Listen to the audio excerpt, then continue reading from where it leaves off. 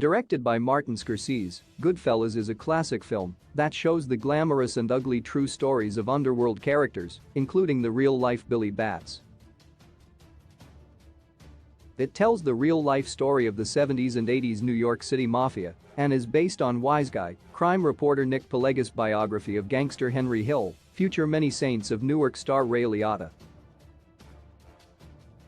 The other characters are inspired by Henry Hill's friends Jimmy Burke and Tommy DeSiman, who were brought to life in Goodfellas as Jimmy Conway, Robert De Niro, and Tommy DeVito, Joe Pesci. In the movie, the three are thick as thieves, though Jimmy and Henry are even closer still because Tommy is a liability. He has a short-fused personality and is quick to anger, which leads to some of Goodfellas' most memorable scenes. One of Goodfellas' true story sources is the real-life murder of Batts, Frank Vincent, which helps to establish the three main gangsters' personalities. In fact, Goodfellas opens with his murder. Henry, the also real-life Jimmy Conway, and Tommy are driving in a car at night when they hear a strange noise that eventually turns out to be Billy. After pulling over, they open the trunk to reveal the badly beaten mobster, whom they had presumed was already dead. Tommy then takes a kitchen knife and stabs him multiple times before Jimmy fires a couple of bullets into him for good measure. Later in Goodfellas, the moments that preceded this dramatic series of events are shown. An altercation occurred between Tommy and Billy Batts at a bar owned by Henry, in which the recently freed from prison Billy mocked Tommy's past as a shoeshine boy. It culminated with Billy snidely yelling, "Now go home and get your effing shoeshine box." Tommy left but returned when only Henry, Jimmy, and Billy were left in the bar. Billy was viciously beaten and stomped by Tommy and Jimmy.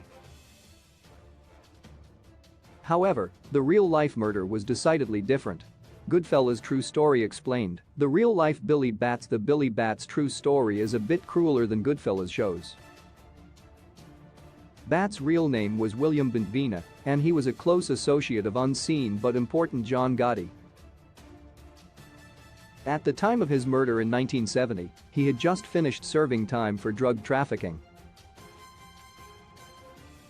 The altercation between Billy and Tommy, including the shoeshine insults, did happen in real life, but at a bar owned by Jimmy. The murder by beating of the real-life Batts, part of the Goodfellas true story, did happen at Henry's bar in Queens, New York. Tommy repeatedly pistol-whipped Billy in the head until he appeared to be dead. Billy was a made man, which meant that his status protected him from being touched by lower-ranking members of the mob. Resultantly, Tommy and his pals had to act fast to get rid of the body. How Goodfellas changes Billy Batts' murder. Martin Scorsese's Goodfellas makes some changes to the real-life Billy Batts murder. The murder was not as immediate as in Goodfellas. Tommy had to wait 2 weeks to get his revenge. Like in Goodfellas, the initial beating had not done the job. When found to still be alive, Tommy and Jimmy pummeled Billy with a shovel and a tire iron. His real killers did not use the more efficient and arguably more merciful tools of a knife and gun. The Billy Batts true story was even more brutal than Goodfellas showed. Henry Hill gives conflicting accounts of what happened. Like in Goodfellas, the true story of what happened to Billy's body was that it was first deposited on the land of a dog breeder in upstate New York, but had to be relocated a few months later when the land was sold for development.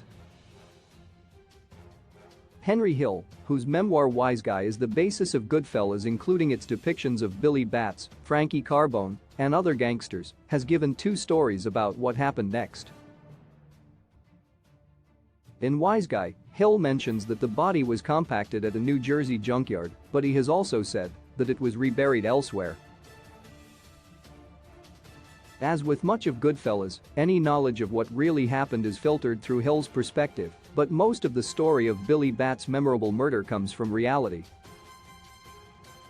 Why Goodfellas made the right call to change Billy Bat's murder. Movies change events taken from real life, usually for narrative purposes, and in this case, it was the right call.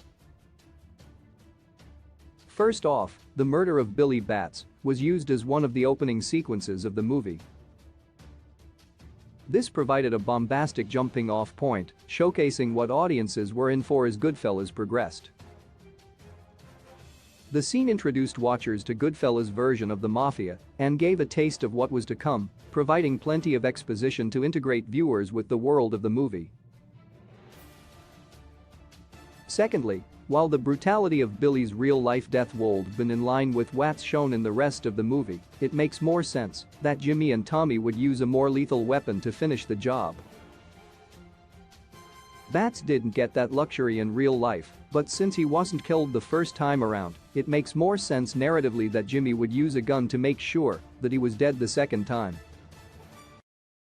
Finally, showing the true and longer course of events leading up to Bat's murder wouldn't have changed the movie for the better. It would have acted as a drawn-out subplot that would have taken the focus away from Goodfellas' opening and the rest of the story.